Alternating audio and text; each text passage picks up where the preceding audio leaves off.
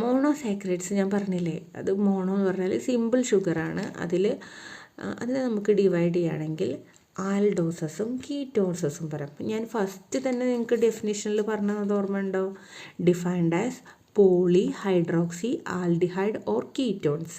അപ്പോൾ കുറേ poly hydroxy ആൽഡിഹൈഡും കീറ്റോണും ഗ്രൂപ്പുള്ള അതിനെയാണ് നമ്മൾ കാർബോഹൈഡ്രേറ്റ് പറയുക. അപ്പോൾ മോണോസാക്കറൈഡിൽ ആൽഡോസസും കീറ്റോസസുമായിട്ടാണ് മോണോസാക്കറൈഡിനെ ഡിവൈഡ് ചെയ്തിട്ടുള്ളത്. അതെങ്ങനെയെന്ന് പറയാം. അതായത് അതിൽ ആൽഡോസസിൽ വരുന്നതിന് എക്സാമ്പിൾസാണ് ഗ്ലിസറാൾഡിഹൈഡ്, കീറ്റോസസിൽ വരുന്നത് ഡൈ ഹൈഡ്രോക്സി അസറ്റോൺ.